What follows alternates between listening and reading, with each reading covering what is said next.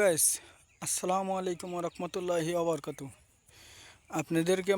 আপনাদের মাঝে যেটা তুলে ধরতে চাইছি এবং তুলে ধরছি সেটা হলো চাপাই নবাবগঞ্জ সদর থানার, এটা হলো 6 নম্বর বাদের একটা ব্রিজ জাতীয় এবং কালপাট জাতীয় এটা একটা ঘেরা। এটা ঘেরা হলে আপনাদেরকে দেখাচ্ছি, এটা দেখতে পারছেন। হ্যাঁ, এটা হলে এই জন্য তৈরি করেছেন, বর্ষার সময় এখানে পানির অত্যন্ত স্রোত হয়, অত্যন্ত স্রোত এবং ঢেউ হয়। এই ঢেউ এবং স্রোতে এই পাশের আশপাশে এই যে দেখেন, আমি মাথাটা দেখায় নিয়ে যাই। এই যে দেখতে পাচ্ছেন ব্রিজের মাথায়, এখন আপনাদেরকে নিয়ে যাই দেখাইতে।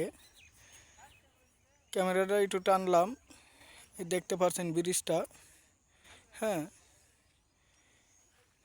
এই যে আশেপাশে যে দেখছেন এইসব বাড়িঘর, এই যে গাছগাছালি বাড়িঘর, এসবগুলো একসময় থাকতো না, পদ্মার স্রোতে ভেঙে চুরমার হয়ে নদীতে পদ্মাতে ভেসে যেত।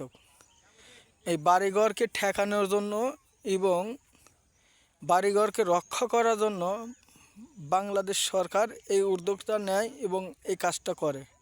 এই যে দেখতে পারছেন, এটা এই ব্রিজ রইলে এই ব্রিজটা দিছে, এখান থেকে পানিটা বাড়ি খেয়ে এ পাশে চলে যায়।